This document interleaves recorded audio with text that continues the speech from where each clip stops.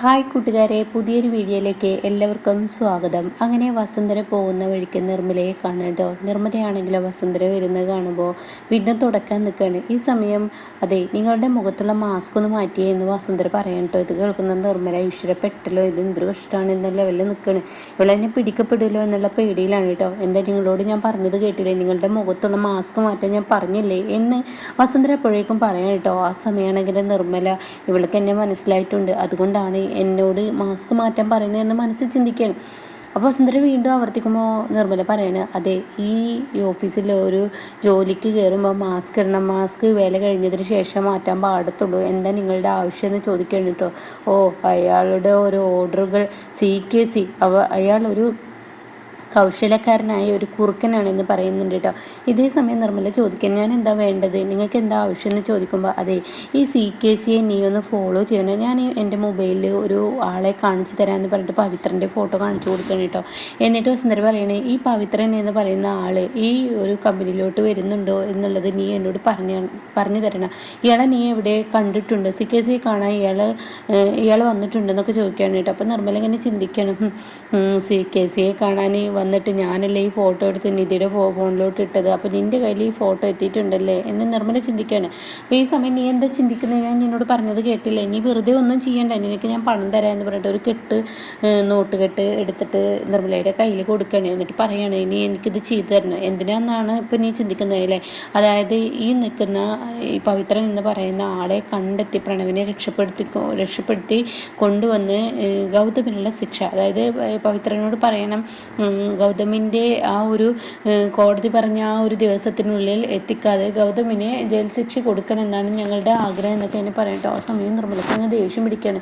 നിർമ്മലയാണെങ്കിൽ വസുന്ധരയുടെ കഴുത്തിന് പിടിക്കുകയാണ്. എടി, നിനക്ക് എൻ്റെ മോനെ കൊല്ലണല്ലേ, അത്രമാത്രം ക്രൂരത നിനക്കായില്ലടി, പെറ്റമ്മയോടാണ് എടി നീ എൻ്റെ ഗൗതമിനെ കൊല്ലുന്ന കാര്യത്തെക്കുറിച്ച് പറയുന്നത്, അതിന് ഞാൻ നിന്നിൽ നിന്ന് നീ പണം വാങ്ങണേ എന്ന് പറഞ്ഞിട്ട് ദേഷ്യപ്പെടും കേട്ടോ. ആ സമയം ഒരു നിമിഷത്തേക്ക് ഇവിടെ സൈലൻ്റ് ആകുകയാണ് ഈ പറയുന്ന നിധി കേട്ടോ.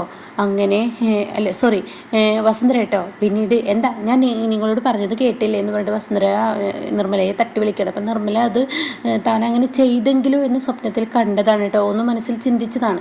അപ്പോൾ ഈ സമയം നിർമ്മല ചോദിക്കുകയാണ്, നിർമ്മലയോട് പറയണത് ഇത് കയ്യിൽ വെച്ചോ, എനിക്ക് പവിത്രൻ എന്ന് പറയുന്ന ആൾ ഇവിടെ വരികയോ പോവുകയോ ചെയ്താൽ അവൻ എവിടെയാണെന്ന് എനിക്ക് കണ്ടെത്താനൊരു സഹായം ചെയ്യാനുള്ള പണമാണ് എന്നിൽ തന്നിരിക്കുന്നു എന്ന് പറയാം കേട്ടോ. അതേസമയം ഇത് ഉടൻ തന്നെ ആ നിമിഷത്തേക്ക് ഒന്നും മിണ്ടാതെ നിർമ്മല നിൽക്കുകയാണ്. കാരണം ഇപ്പോഴത്തെ അവസ്ഥയിൽ ഒന്നും പറയാൻ പറ്റത്തില്ലല്ലോ.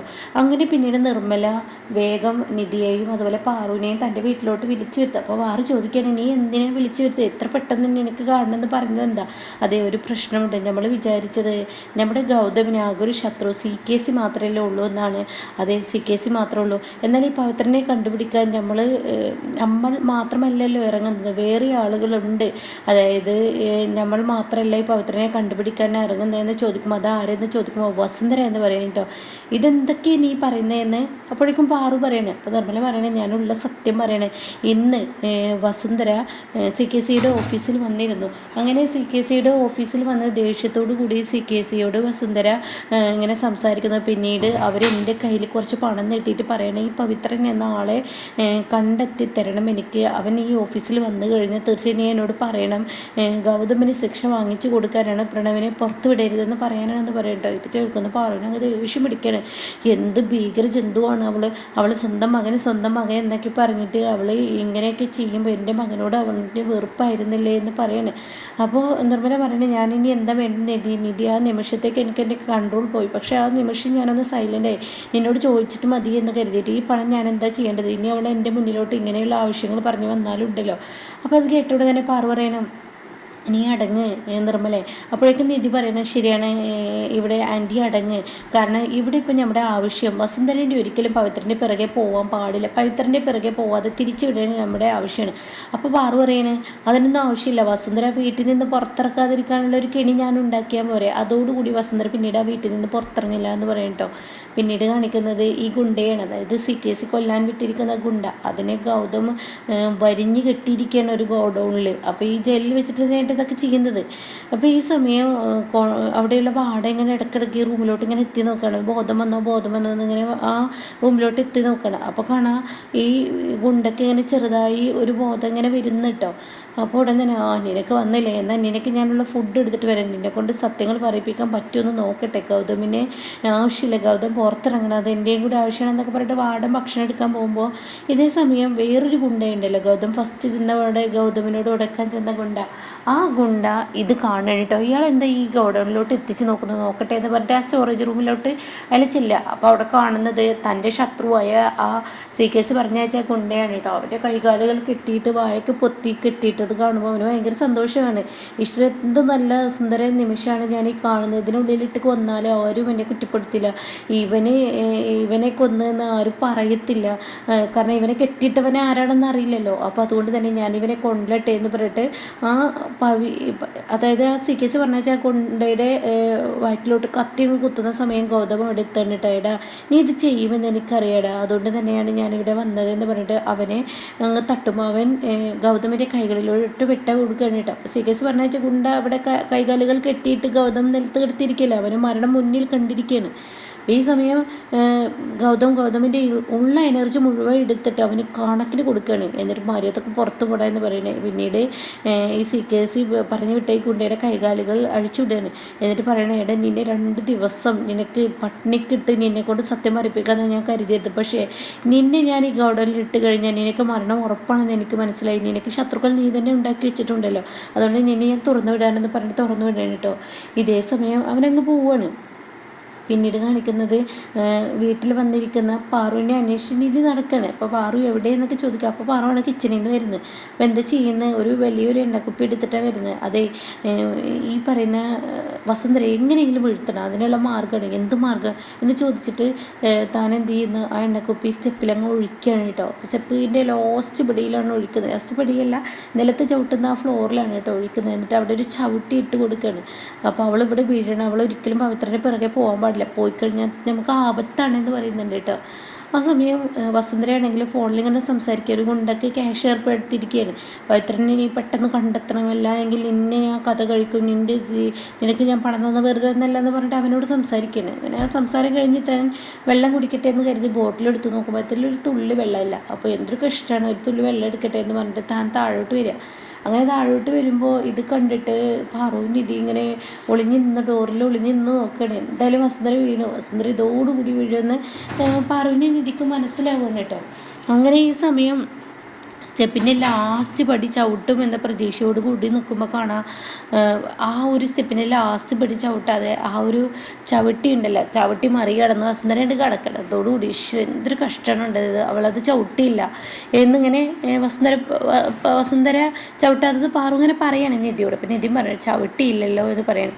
അങ്ങനെ വെള്ളം എടുത്ത് തിരികെ പോകുമ്പോഴും അതിൽ ചവിട്ടുമെന്നാണ് നിധിയും പാറും കരുതിയത്. പക്ഷേ അപ്പോഴും ചവിട്ടില്ല കേട്ടോ. അത് ആ ചവിട്ടിയിൽ ചവിട്ടാതെ അങ്ങ് ചാടിക്കടന്ന് പോവുകയാണ്.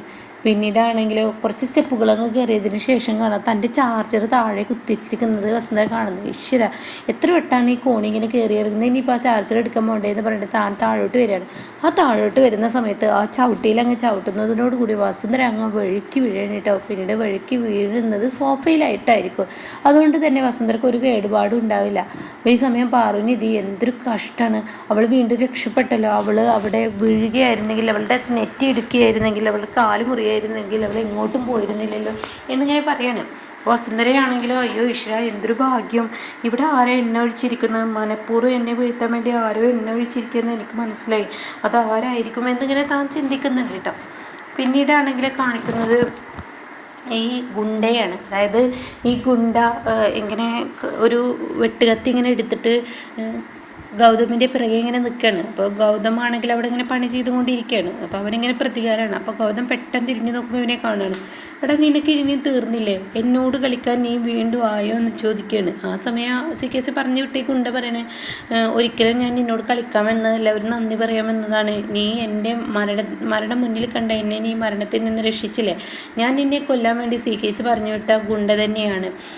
പക്ഷേ അപ്പോഴും നീ എന്നോട് പ്രതികാരമില്ലാതെ നീ എന്നെ രക്ഷിച്ചില്ല, അതിന് നന്ദി പറയാൻ വന്നതാണെന്ന് പറയുമ്പോൾ ഗൗതം പറയണം, നീ എന്നല്ല ആരാണെങ്കിലും ഞാൻ രക്ഷിക്കും, അതെൻ്റെ ഡ്യൂട്ടിയാണ്, ഒരിക്കലും ഒരാളെ കൊല്ലാനുള്ള അത്രമാത്രം പകയൊന്നും എന്നിലില്ല എന്ന് പറയണേ.